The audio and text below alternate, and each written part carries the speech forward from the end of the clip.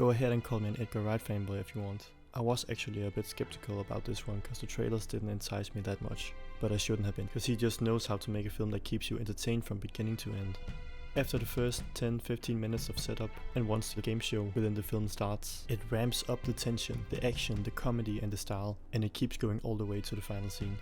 With his signature creative transitions and shots, close-ups and fast edits without becoming disorienting, and general attention to detail, both with the visuals and the sound, and of course all the 60s and 70s music. Stylistically, it feels like it's somewhere between Baby Driver and Scott Pilgrim vs. the World, and it even features michaelcera in a fun role, doing what I think is the best sequence of the whole film. I've missed the genre mixing that both he and Tarantino do masterfully from the Cornetto trilogy, and this film gave me some of that, being both reminiscent of an 80s or 90s action film, a sci-fi and a dystopian film, but also an anime action film. The Hunters made me realize how anime-like this film was, giving me more of those vibes than most anime live-action adaptations, not only with the Hunters, but also the visuals of the film and the sometimes over-the-top emotional performances that absolutely work, and of course the action. Leepace's Hunter character specifically feels straight out of an anime or Metal Gear Solid game all the way through, and left me wanting to have seen even more of that character.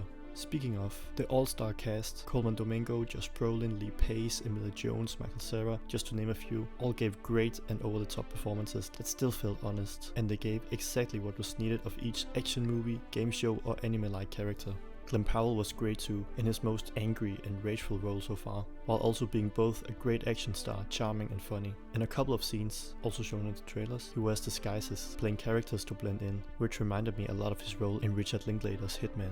The dystopian future in this film, while I don't believe or hope a game show like this would ever be real no matter how far into the future, all the technology doesn't feel that far off from what we have now. It's futuristic, but feels like the very near future. The anti-government control aspects of the film do what great sci-fi often does, showcasing a possible future where the technology is used to control us, not only through surveillance but also through self-driving cars, even showcasing how the media could manipulate and control us by using deepfake or AI video technology that we already have now. It's also timely relevant, and it's presented in a very satirical, funny way, and it keeps the critiques on the surface level to focus on the action and fun.